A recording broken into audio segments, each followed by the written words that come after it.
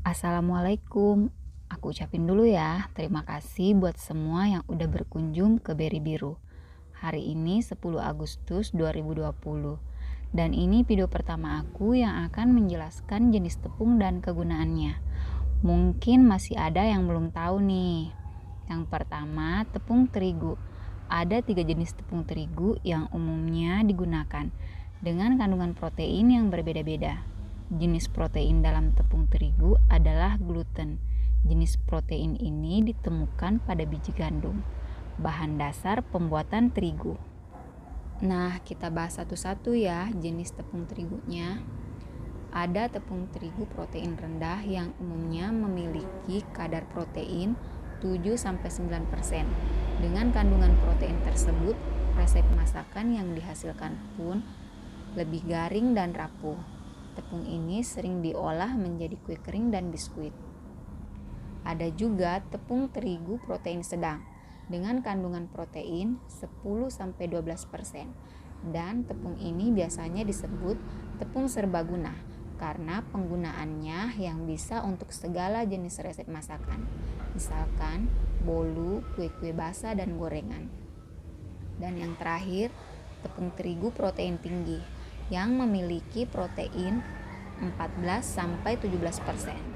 Tepung terigu ini dipakai untuk jenis resep yang memerlukan tekstur kenyal dan elastis, seperti mie, roti, pasta, dan donat. Yang kedua adalah tepung kentang. Nah, tepung kentang ini juga ada beberapa jenis.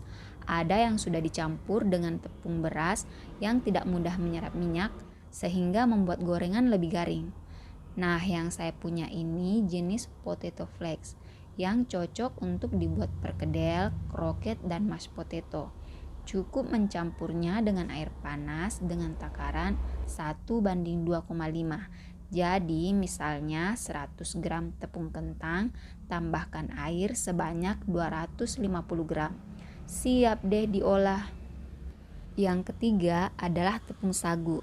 Jenis tepung ini diperoleh dari pemrosesan pohon sagu.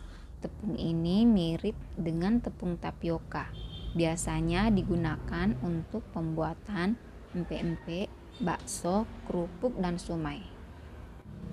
Yang keempat adalah tepung tangmen. Jenis tepung ini terbuat dari pati gandum dengan warna yang lebih putih dan tekstur yang lebih halus dari tepung terigu.